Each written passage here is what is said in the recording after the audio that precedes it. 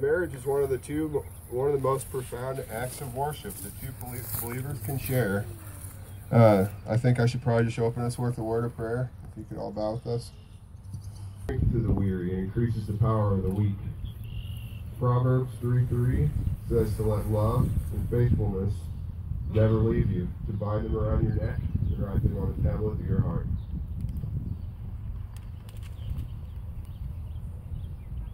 And then Jesus said to the disciples, but as believers, we're all disciples too. John chapter 15, my command is this, to love each other as I have loved you. And again in verse 17, my command is this, to love one another.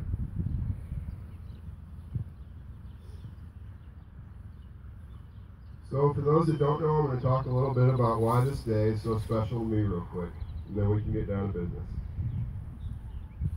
The two people that are standing here today are a testament to God's grace, the power of prayer, as well as sheer determination and human will. I've been friends with Shae since the 8th grade and met Gerrad not too long after they got started dating several years back. We've all heard the verses talking about a wide path to destruction and the narrow one that leads to salvation, and I've been on both myself, but let's just say in the early days of their relationship, they were traveling the wide one. But praise the Lord, a 180-degree turn happened one day, and the God-fearing, upstanding parents you're all looking at now made it through, and hardly with a scratch. I couldn't be more proud to count them among my best friends. We all study the same Bible app on our phones, and I know for sure that the old adage rings true about arming yourselves with scriptures for any new changes in your life for them.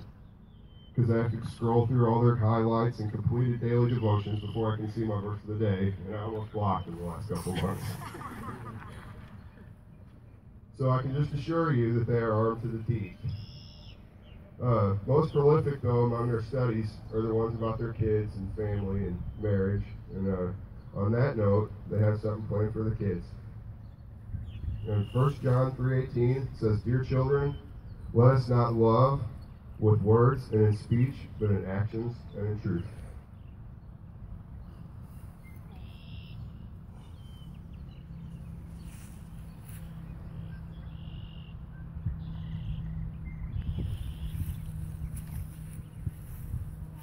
Hi, I'm Kayla and Colanella.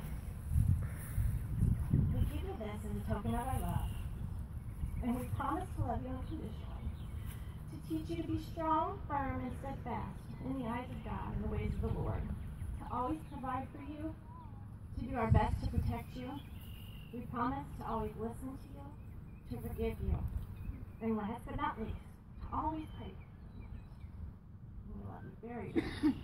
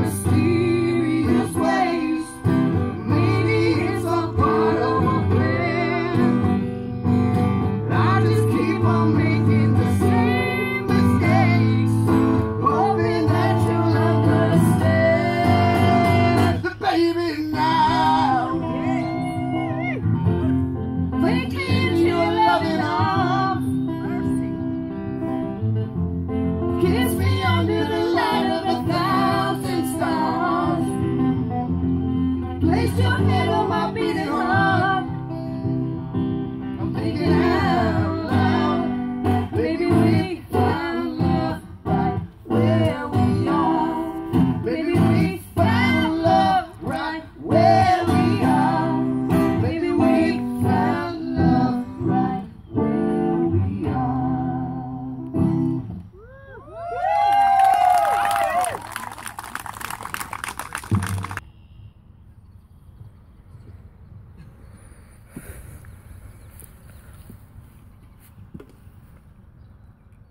Thanks, guys. Now I get to follow that. All right. Well, before I get to the vows, I'm going to give you guys each a verse or 7, maybe, to help you on your way, and some words of wisdom. Don't look to other couples to measure your worth to God. Fulfill your calling, and you have a unique purpose in this world. If we all lived in the same house and did the same stuff while driving the same cars, then life would get pretty boring. We're each made unique for a reason. Be prepared to give more than you think you are receiving, and you will receive more than you know. The secret: communication, compromise, cooperation, and compassion. Listen, listen, listen. Now a little ammo for any inevitable conflicts that might come up. Gerrad, you can always remind Shae that it says in Ruth, "Where you go, I will go. And where you stay, I will stay." But then, Shae, you can tell him that husbands, you should love your wives as Christ loved the church and gave himself up for her.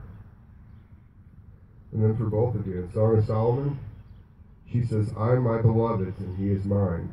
And he says, "Turn your eyes from me, they overwhelm me. But my dove, my perfect one, is unique, the only daughter of her mother, and the favorite one of the one who bore her." And now my favorite, gotta say at every wedding I do. Paul wrote in Corinthians 13, "If you have the gift of prophecy and can fathom all mysteries and all knowledge, and have faith that can move the mountains but do not have love, you have nothing." Love is patient and love is kind. It does not envy and it does not boast. It is not proud. It does not dishonor others. It is not self-seeking, easily angered, and keeps no record of wrongs. Love does not delight in evil, but rejoices in the truth. It always protects. It always trusts. It always perseveres. It always hopes. Love never fails. But these 3 remain: faith, hope, and love. But the greatest is love.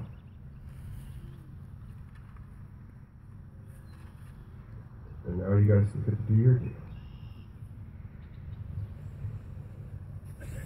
I, Gerrad, vow to treat you better than all my honey and fish here.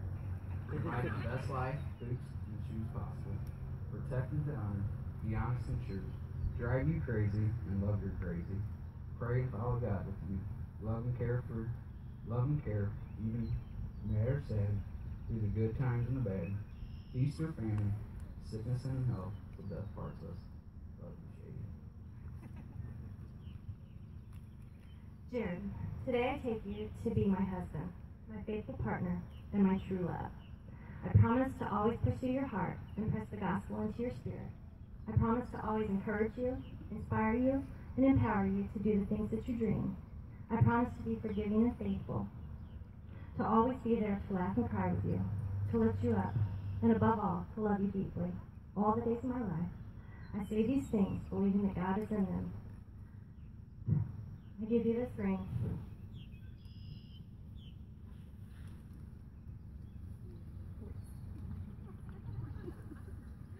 After you give me mine.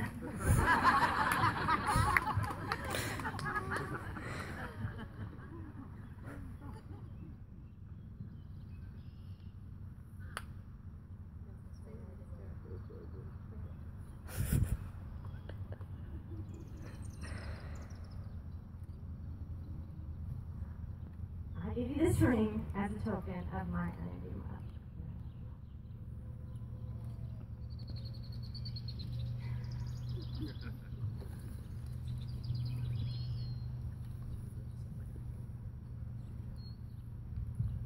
All that's left now is to pronounce you man and wife, Mr. and Mrs. Gerrad and Shae Reed. You may now kiss your bride, Betty.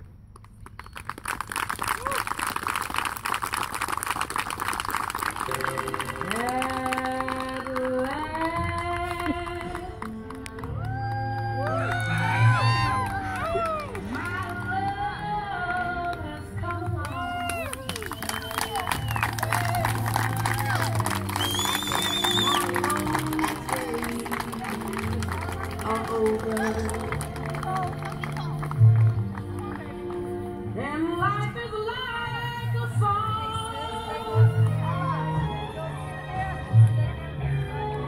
Oh, yeah, yeah, at last. The stars above the blue.